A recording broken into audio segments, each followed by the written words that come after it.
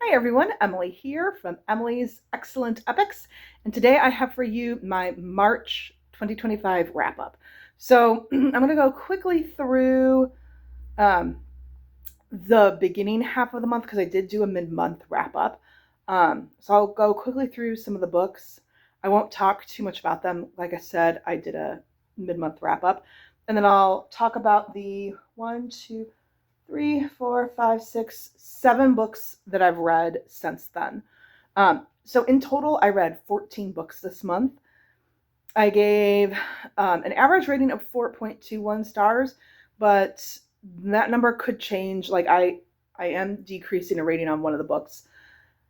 And I read a total of 5,636 books now, or 5,636 pages. No way could I have read that many books. I read about 100 books a year. So 5,636 pages this month. That number is very skewed. Here's why. 1,000 of those pages I read in January. I read Rhythm of War earlier this month, and I count the book, like how my spreadsheet is set up is that it counts the page numbers as you enter in the book when you finish it. So there's that. So this month I read a total of 4,636 pages, but that 1,000 from previous month is counted in this month. Okay, so let me go quickly through what I read earlier. So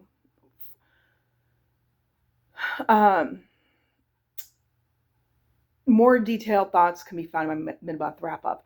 And I read a mix of fantasy romance, mystery, fantasy romance, sci-fi, historical. And I'll go through my beginning and ending stats at the end of the video, okay? Like how many I own read, how many I own unread. So at the beginning of the month, I've read The Assassin's Blade, and I gave that 5 stars. I read The Secret of the Old Mill, which is a Hardy Boys book. I gave that 3 stars. I read Keeper of Velocities Unlocked, which is book 8.5 in the series. I gave that 4 stars. I read Cheddar Off Dead by Karina Moss, which is the first book in the Cheese Shop Mysteries. It's a cozy mystery series. I gave that 4 stars. I read Rhythm of War, book 4 in the Stormlight Archives by Brandon Sanderson. Loved it, gave it 4.5 stars. I read The Wood at Midwinter, which is a short, 50-page book by Susanna Clark, and it's set in the world of Jonathan Norrell, or Jonathan Strange and Mr. Norrell. Sorry, I'm tired. But you don't have to have read that book to make sense of the Wood at Midwinter. I gave that 3.5 stars. And I read Prairie Lotus by Linda Sue Park, and I gave that 5 stars. Okay. Now, let's get back to now this is all new things that I've read. So I then also read Everyone on This Train is a Suspect by Benjamin Stevenson, and I gave this 4 stars. So in this, we follow Ernest Cline. He's our hero from the first book. He is now, the first book was Everyone in My Family is a Suspect. He is attending a writers' convention. It's on a train in Australia. And, of course, there's a murder. Ernie's kind of stupid in this book. Not gonna lie, he's kind of stupid. He doesn't pick up on some social clues, and he can kind of be selfish, and so that causes some relationship problems for him. We do have the fourth wall removed. So Ernie Cline is his last name Cline? Cunningham. I don't know why I'm calling him Cline. Ernest Cunningham, our narrator, removes the fourth wall and talks directly to the reader. And it can be very snarky. The first book, I thought it worked fantastic. This book, it still worked well, but it didn't make as much of an impact for me as it did the first book. So I'll be interested to see how I do have Everyone This Christmas Has a Secret. I do have that novella, so it'll be interesting to see how that one lands for me. But I did enjoy it. I had a good time. 4 stars. Then I read Kingdom of Claw by Demi Winters, and this is book 2 in the Ashen series. And I gave this 4.5 stars. It might even be a 5-star. I don't know.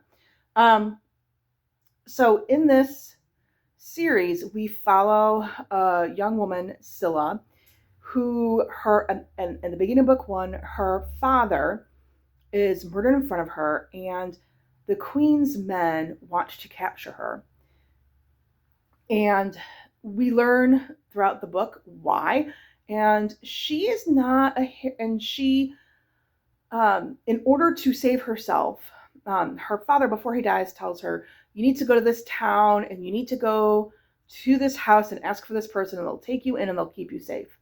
So she's trying to get to this town in the north for safety. And she hides herself in a wagon, and she ends up hiding herself in a band of mercenaries wagon. And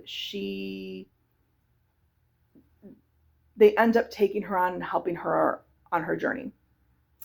And Scylla is not she's not a Selena. She is not a Feyre. She is someone who doesn't understand her powers, is kind of weak. She wants to be strong, but she's kind of weak and does need help and need protection. And so that's what I liked about her, is she's very realistic as she's trying to figure things out and learn things about herself and her abilities. This book does open the world and makes it bigger.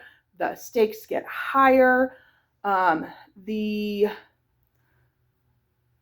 relationship that she is in, I am all in for. I am excited about the romantic interest in this novel. The reason why it's a 4.5 star is there is a character that their identity is a twist. It was not a twist for me. I saw it a mile coming. But I still enjoyed it. This is supposed to be a 5-book series, and I'm all in. I'm looking forward to more.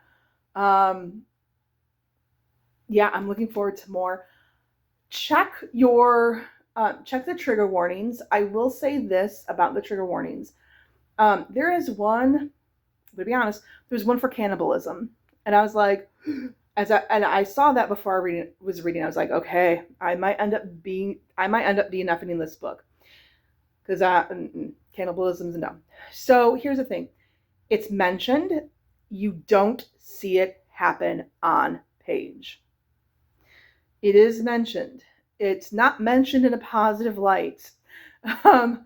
There are reasons for it, and it's not good. So I just want you to be prepared for it. So check out the trigger warnings for this book, because there are some trigger warnings, and the author does have the trigger warnings on her website. What I also really appreciate about this book, and not every book does this, so at the beginning of the book, before you even start reading, she's got a recap of what happened in book 1. So that way, if you don't read book 2 right away, you can quick read that recap and kind of get back up to speed on books. I wish more books and series did that. They really need to do that. I was really appreciative of that, and I thought that was great. Okay. The next book I read was At First Spite by Olivia Dade, and this is book 1 in the Harlot's Bay series. And in this, Athena Graydon, she is engaged to a man. I think his name is Johnny.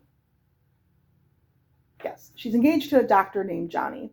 And at their engagement party, she hears Johnny's brother Matthew say, this woman's not good for you. You need to not marry her. But they're to continue on with the wedding.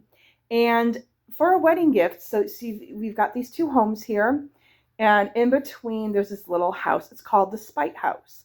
And Back in the days of the Confederacy, someone had bought that out of spite, or during the Civil War, someone bought that out of spite, or built that house out of spite. I can't remember the whole entire story. At any rate, her fiance is like, man, I would really love to own this house and knock out some walls and integrate that house as part of my house. So she buys this house for her fiance to give to him as a wedding gift. Well, Johnny breaks off the engagement. She moves into the spite house, not knowing, oh, Matthew lives next door to me too. And so here she is now on this tiny island living next to her ex-fiance and her ex-fiance's brother. The brother who told her fiance to break things off with her. So shenanigans ensue. It's a romance. You can kind of figure out things going. I thought it was fantastic. I thought it had a very good mental health, specifically depression representation in this book. I gave it 4.5 stars. Here's why I knocked it down. Matthew had his own childhood trauma that I don't think was resolved. I think he still needs to work through some things. And he did lose a sibling when the sibling was an infant. I don't mean that to be a spoiler, but I want you to be aware that that could be a potential trigger for people. I don't think he really worked through that, and she made really good progress with her mental health issues. And so that's why I was like, if you're wanting her to make progress, I want you to make progress as well. So, but I'm looking forward to book 2. So the next book I read was The Last Contista by Dana Barba Higuera. And I read this for a virtual book club that I'm a part of. And I originally gave it 5 stars. And when I talked about it with my book club, I was like, actually, I think this is more a 4.5, possibly a 4-star. And here's why. I thought this was a really good dystopian sci-fi.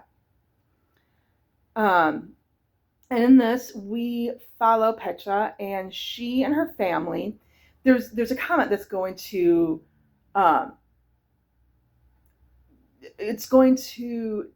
hit Earth, and it will destroy planet Earth. So she and her family, her younger brother, her parents, and herself, they go on a spaceship, and they're supposed to basically be put into like this pod, and 300 years later they're going to wake up on Sagan, which is a planet, and they're going to colonize Sagan and live their lives. Okay, so it's a dystopian. But she wants to be a storyteller like her grandmother. Her grandmother can't travel with her. She wants to be a storyteller.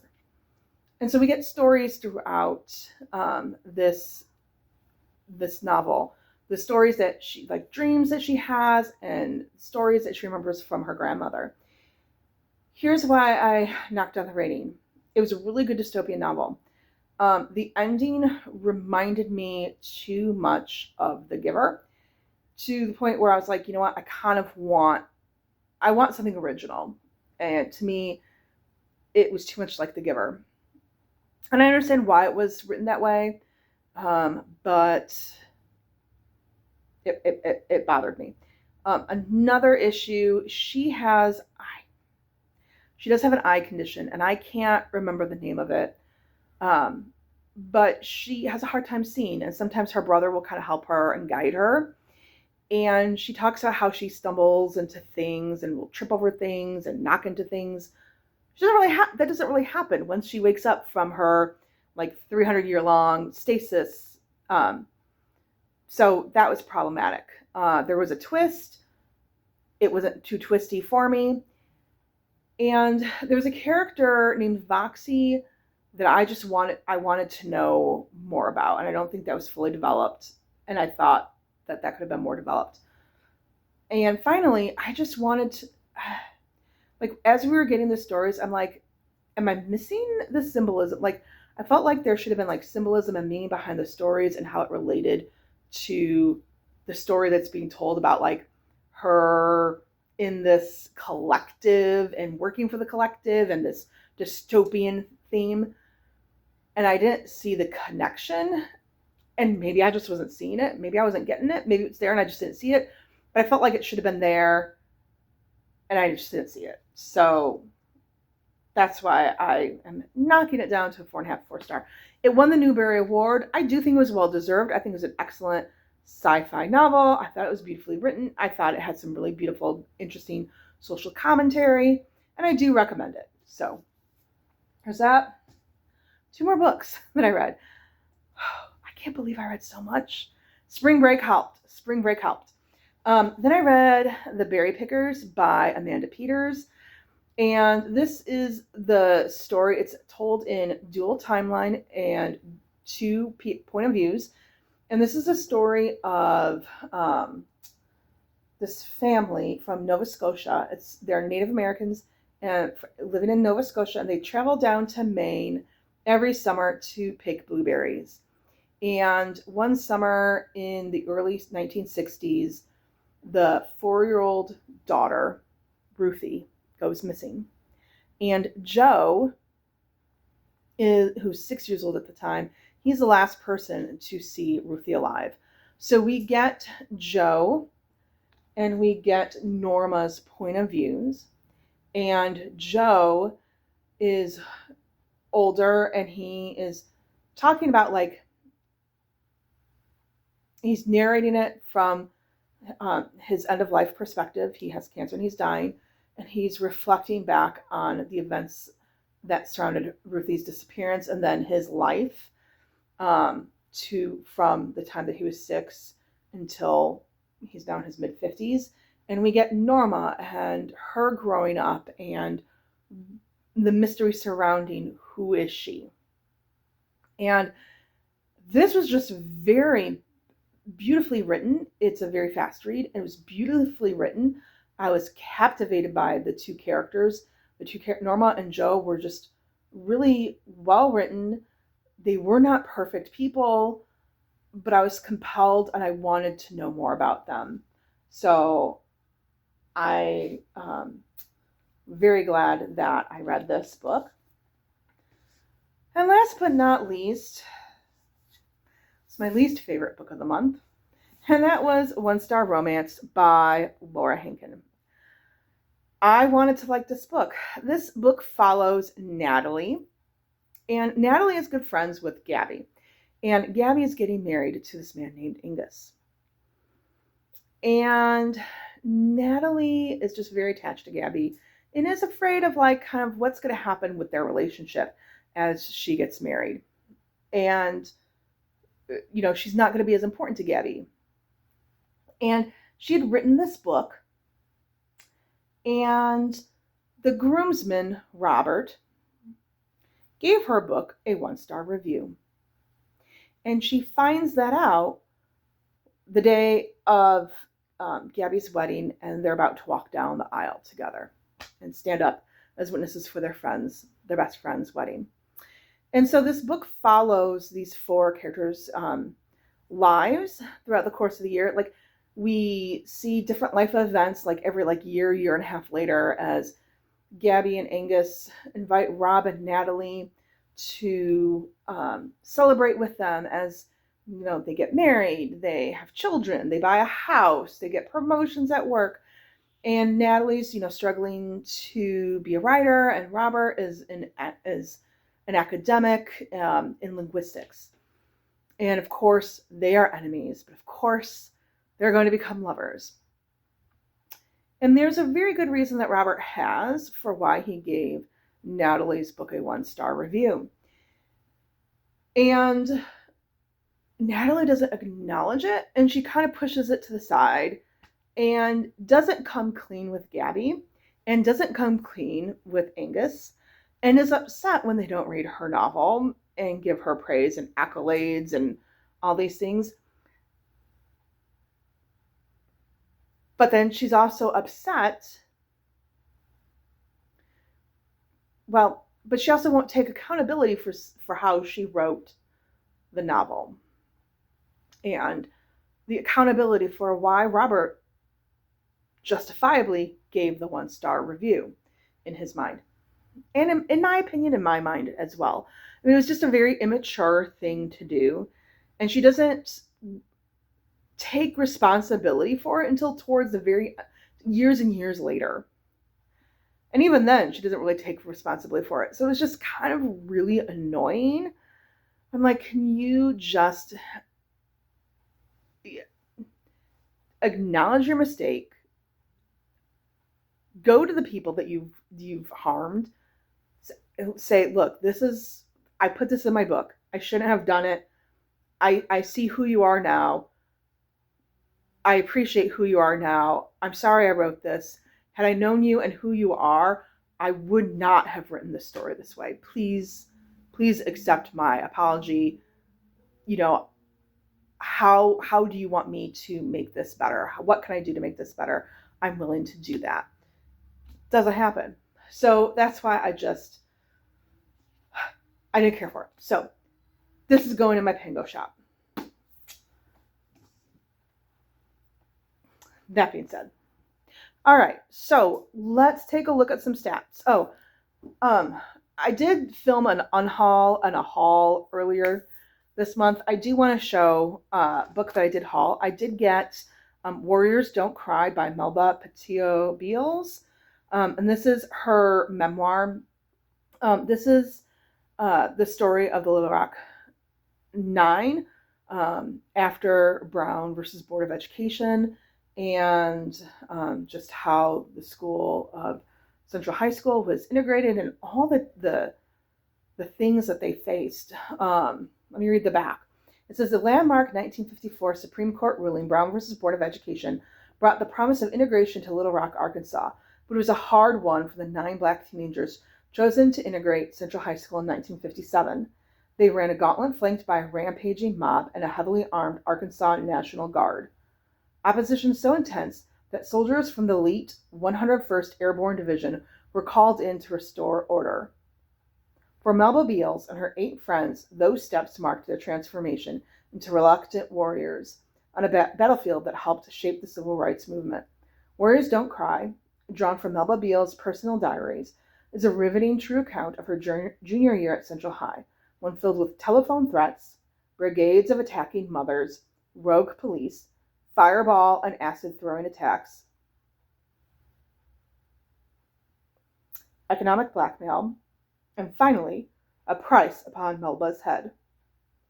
With the help of her English teacher and mother, her 8 fellow warriors, and her gun-toting, Bible and Shakespeare-loving grandmother, Melba survived. So this is drawn from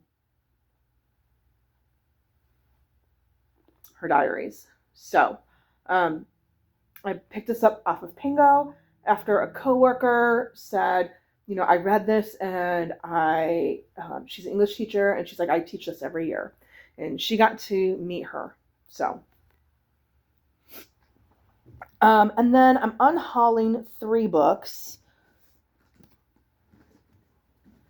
So these 3 will go in my Pango shop. Not that bookmark though. So I'm unhauling Graceling by Kristin Cashore, Fire by Kristin Cashore, and Bitter Blue by Kristin Cashore. Nothing wrong with them. I got them at my school library. They were free. And I was like, oh, sure, I've heard of her. Let me give her a try. And then I was just like, I've got so many books. One, I got to make room. And I need to make room and I want books that I know that I'm going to read. I know I'm going to want to read. I want books that I'm going to love. And I'm just working really hard on getting that. Getting my numbers of unread versus read more even. So that being said, let's talk stats. Okay, so last month I had a total of 742 books that I own. I now have 739, so 3 less books. Okay, still I'm running out of space. I do have my read books. At the beginning of the month, I had 270 books read that I physically own. That number increased by 10. 280 books that I physically own, I have read. As far as unread, the beginning of the month, it was 472. Now it is 459. So that number went down by 13. So we're making progress. My percentage of unread books at the beginning of the month was 63.61%. At the end of this month, it's 62.11% unread. Whew. So the number's going down. That's awesome. I did unhaul a decent amount of books, so that helped. And I am on a kind of book buying ban. Like, I used Pango credits for Warriors Don't Cry, and I did skip I am thinking of skipping Book of the Month this month. I'm not too terribly excited, but the problem is I've heard Aardvark is going to have the sequel to The Tainted Cup. So I'm hoping that that's the case. And Abby Jimenez is coming out with a new book tomorrow, and she's an autobi author for me. But I'm like, okay, maybe let's wait until after Easter. Like, I'm not going to read it right away, so it's okay to wait. Could read it over summer. I don't know. So we shall see. Overall, as far as favorite book of this month overall, I mean, here's the thing. I gave The Assassin's Blade 5 stars. But like, I gave Rhythm of War 4.5 stars. But here's why. Like, when I give my ratings, I'm looking at it as like, what is it like as far as the genre that it's in, okay? And my enjoyment level. There are some things in Rhythm of War that were sloggy and were hard to get through. But I would say my favorite book of this month was Rhythm of War. Because it was, like, it had me sobbing. Twice it had me sobbing. And I still am going, oh my gosh, I can't wait. I have to get through Secret History and The Lost Metal so that I could then read Wind and Truth this summer. What was your favorite book of March? Have you read any of the books that I've talked about? What are your thoughts? Let me know in the comments down below. Please like, subscribe, hit the notification button, do all the fun things. If you're not sure what to comment, it's April soon. So April showers, leave some raindrops, or leave flowers. I don't know. Leave something that's springy and bookish. And thank you so much for watching. Bye.